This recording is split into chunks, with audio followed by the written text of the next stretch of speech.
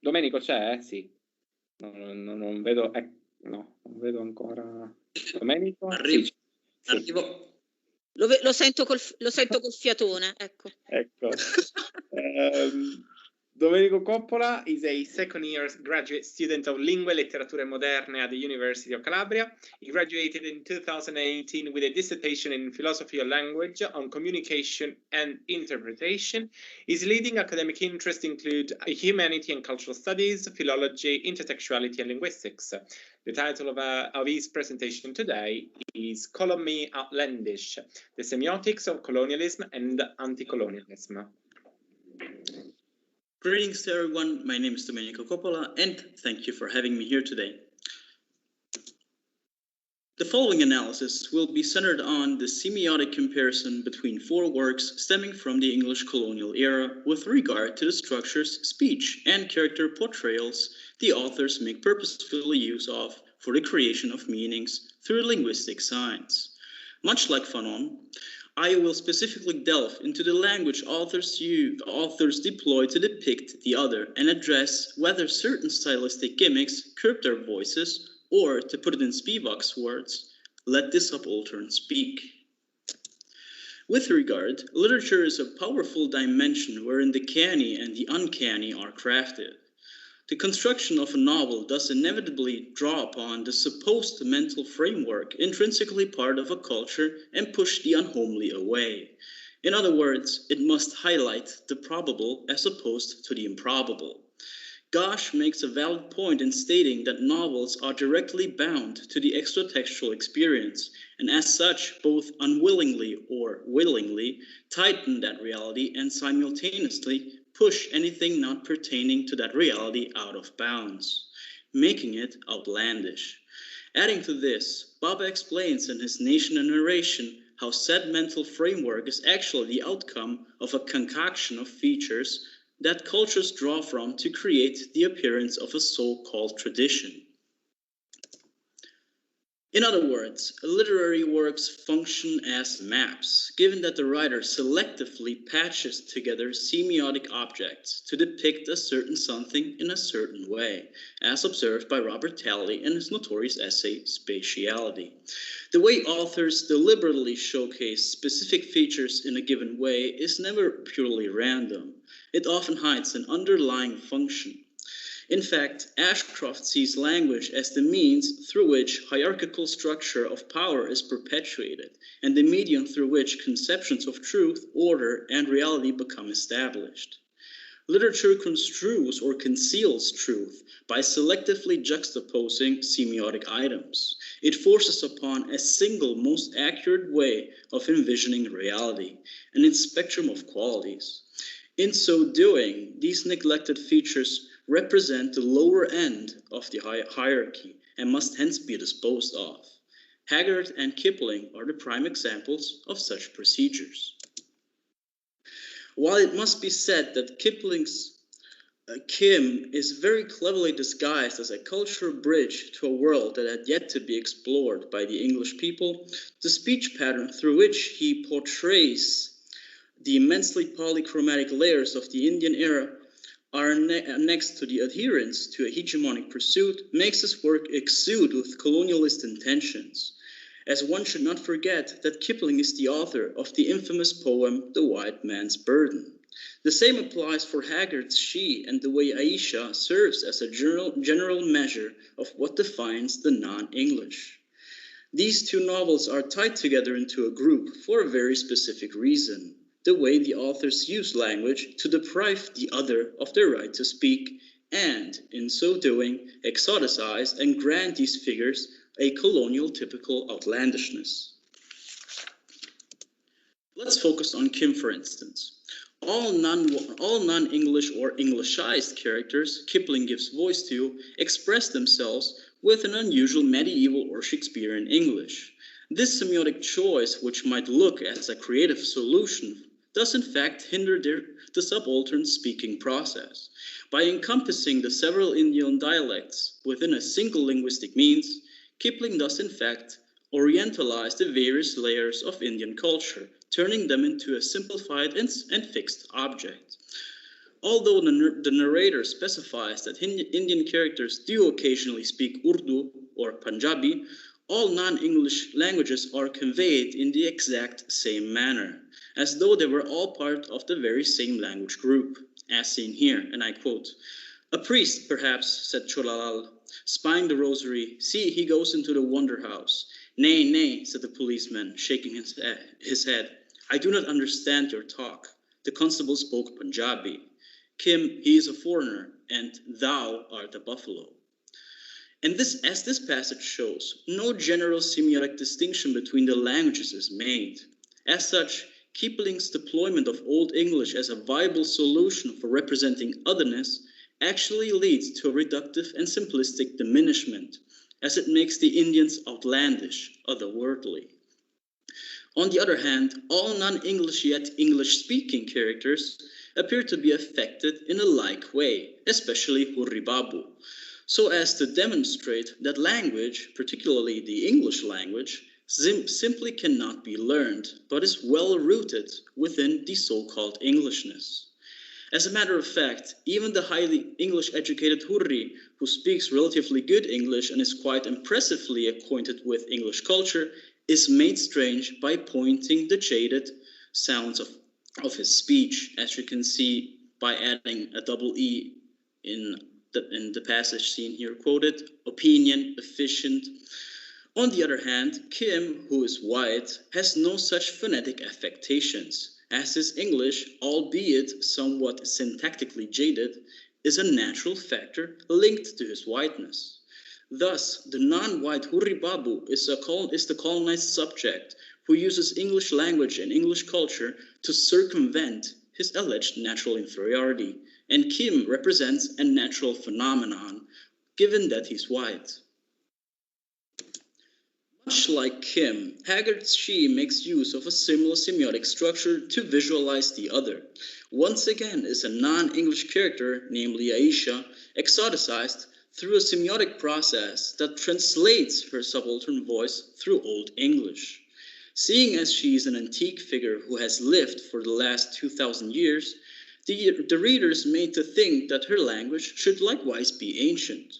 However, as seen in this passage, and I quote, "Now, Holly," she said, "how comest thou to speak Arabic? It is my own dear tongue, for Arabian I am by birth." And Holly responds, "I have studied it," I answered, "for many years. Also the language is spoken in Egypt and elsewhere." Holly states that Aisha's language is still spoken in Egypt and elsewhere. As such, the language Aisha speaks cannot be regarded as archaic or outdated. Much like Kipling, Haggard ignores anything not related to England and merely seeks an ideal way of simplifying what he does not wish to investigate any further. He simply deployed a reductive way of reproducing a semiotic feature which both deemed unnecessary and forgettable. As such, both utilize orientalizing translatory processes, which rather than giving a voice, deny it. Joseph Conrad's Heart of Darkness has caused quite an uproar ever since it was published, mainly due to the fact that its ambiguous structure proves to be quite a predicament to decode. What certainly comes off as striking is how very little indigenous people get to talk in a novel. The most memorable line is the insolent native boy saying near the end of the novel, "Mr. Kutz, he dead."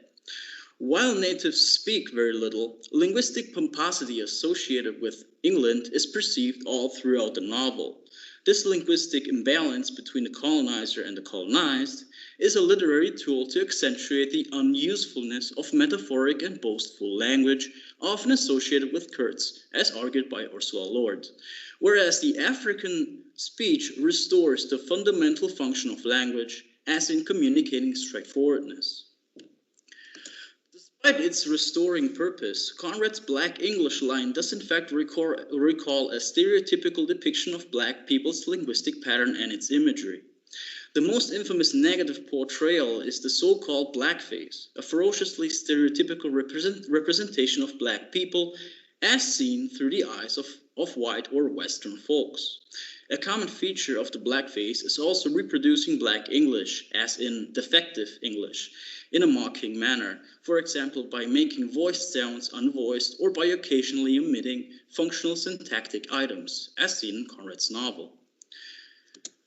On the other hand, over the course of the century, Black English quickly became the ideological foundation for a linguistic pattern by means of which negritude and Black identity could be conveyed, much resembling the dynamics whereby the term queer has been diverted and turned into the very symbol of non-binary folks.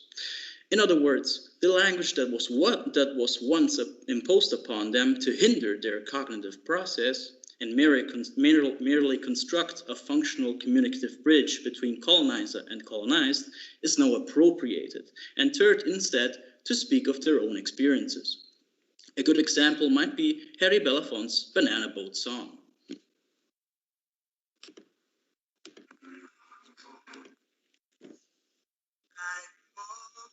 Can you hear it? Yes, Domenico.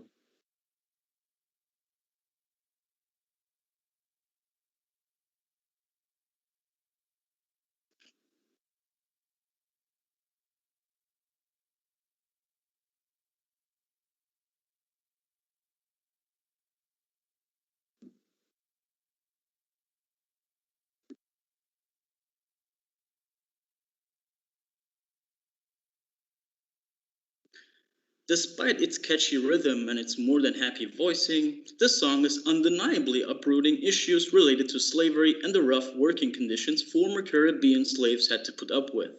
The best way to cope and make amends with the past is to sing a song in Creole English and use the former master's language to speak of the ills and misdeeds that were inflicted upon them.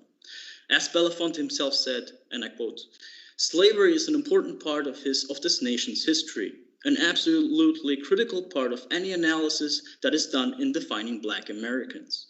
Not only the oppression and degradation of it, but our character, our courage, our spirit, our language, our songs, and our culture are all born in that environment."